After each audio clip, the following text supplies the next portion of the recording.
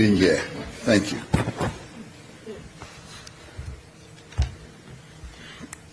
Your Excellency, President Cyril Ramaphosa, President of South Africa, distinguished senior officials present here, members of the press. It is a profound honor to stand here today in South Africa, a land that has given the world enduring lessons in courage, sacrifice, and the indomitable power of human spirit.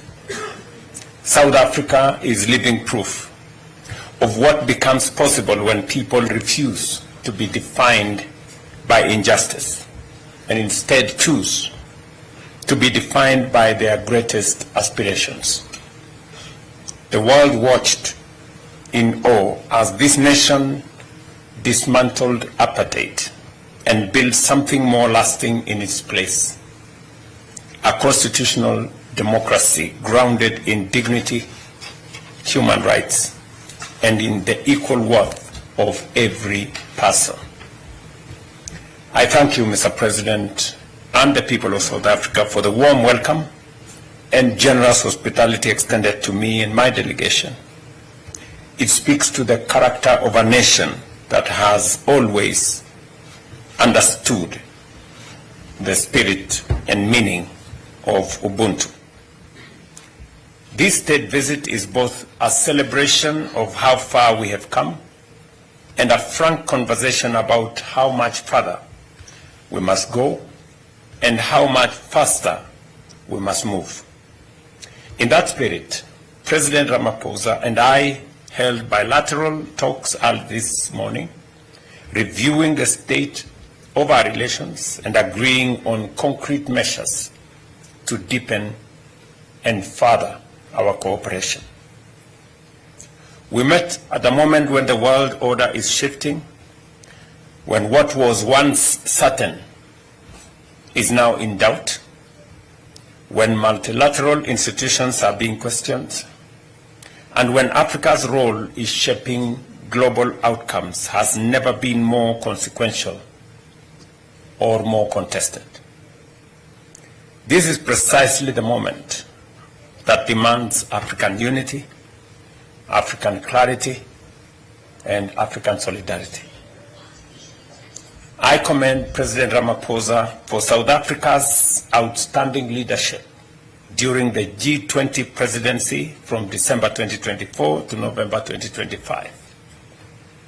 Mr. President, you used that platform to do exactly what was required: to center Africa's development priorities, to press for reforms of the international financial architecture, international financial governance, and to ensure that the Global South was given the weight it deserves.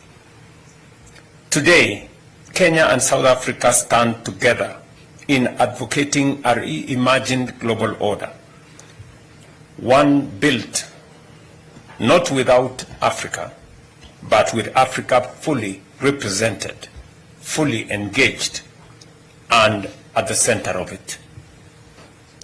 We are not asking to be admitted to someone else's architecture. We are asserting our rightful place among the architects of the new global order. Our two nations have never been strangers to each other's struggles. Long before our high commissions opened in 1994, the year of South Africa's democratic rebirth, we were bound by the shared experience of colonialism, by the solidarity of our liberation movements, and by the common dream of an Africa that governs itself, feeds itself, and speaks for itself. Over 3 decades, we have built one of the most impactful partnerships on the continent, grounded in mutual respect, shared values, and a common vision for the prosperity of our people. That partnership was institutionalized through the Joint Commission for Cooperation in 2007, and today we have directed that the second session of the JCC convenes as scheduled following this visit. We further welcome the ongoing work to elevate the Commission into a strategic partnership framework, a stronger, more comprehensive foundation for the years to come. As a statement to our growing ties, we have today witnessed the signing of 6 instruments on trade facilitation through cooperation in standards, regulation, and metrology, on shipping and maritime cooperation, and on partnerships in gender equality and women's empowerment, technical and vocational education, arts and heritage, and sports and recreation.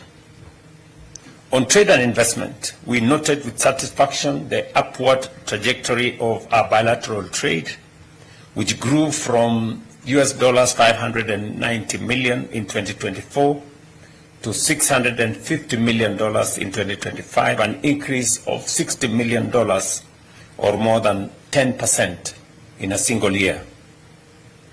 This momentum must not only be sustained, but we must also accelerate. We acknowledge that real obstacles still remain, including tariff and non-tariff barriers, limited market access, and regulatory constraints. We therefore directed our trade ministers to dismantle these barriers by fully implementing the directives of the 7th Joint Technical Committee and Trade Committee.